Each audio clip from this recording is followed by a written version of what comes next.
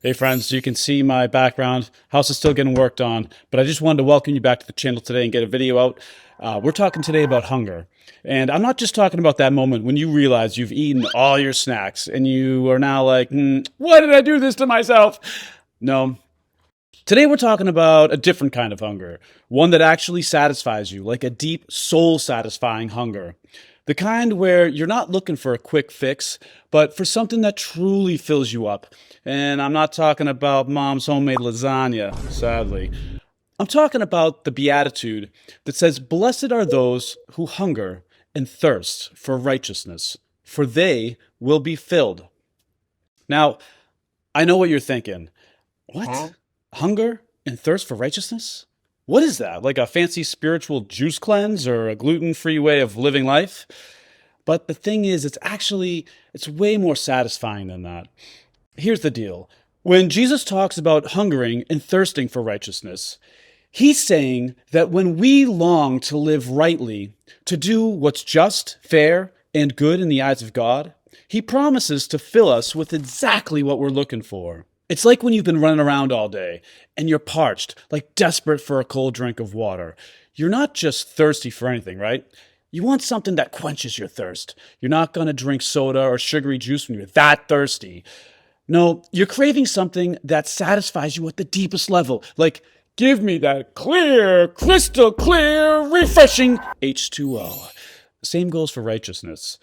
When you hunger and thirst for doing what's right, when you want justice, fairness, truth, and goodness, you'll be filled. God promises to satisfy that craving for righteousness with his own goodness and truth. It's like a divine meal where you don't leave the table hungry or disappointed at all. You know, we all have that inner hunger for justice. Like when you see something unfair or when you feel like people are getting away with stuff that they shouldn't, you want to scream, hey, that's wrong. That's a hunger for righteousness. You want things to be set right.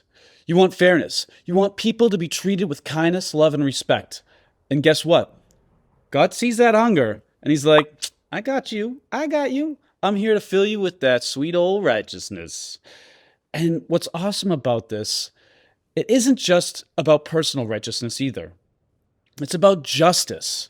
It's about longing to see things made right in the world. The cool thing is God's plan for justice is way better than any courtroom drama. When we hunger for his righteousness, we're not just getting a little snack. We're getting a full heavenly feast. And that's not just satisfying. It's soul satisfying, like deep into your soul. So when you're out there feeling like you're starving for goodness or justice, or when you're upset about how unfair things seem, remember you're blessed in that moment. Jesus says that longing for righteousness, that's a hunger he's going to fill. He's the divine food truck, the cosmic chef, the heavenly restaurant with all the best spiritual snacks you could ever want. Now, don't get me wrong. This isn't a call to go around acting like righteousness is a buffet that only you can pick from.